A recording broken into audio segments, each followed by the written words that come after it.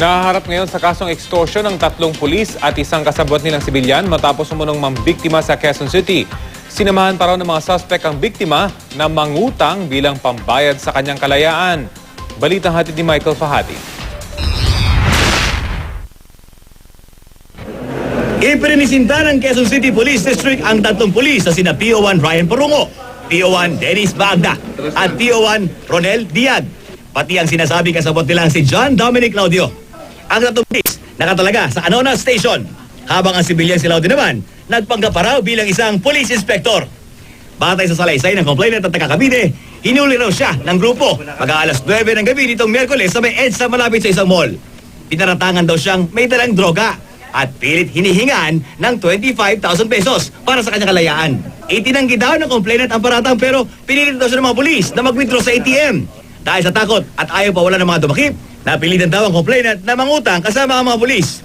Nang makapangutang ng 5,000 piso, sakalang daw siya pinakawalan pero binantaan pa rin na tatakpin muli. Kinuha rin daw ng mga pulis ang kanyang relo, mga cellphone at mga ID.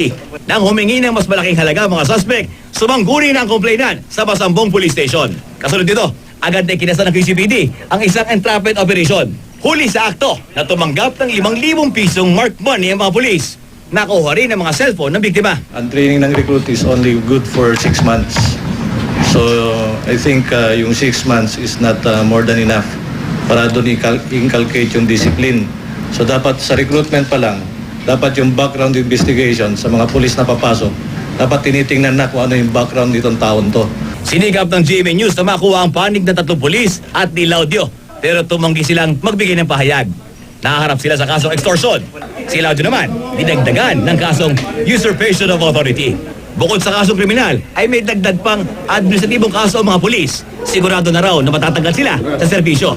Ayon sa pamunuan ng PNP, lilinisin nila ang kanilang hanay. Hindi dahilan ng pera, no, para gumawa ka ng mali or para ikaw ay gumawa ng krimen. Hindi natin matatanggap yan. Di bali lang matanggalan tayo o mawalan tayo ng 3 pulis.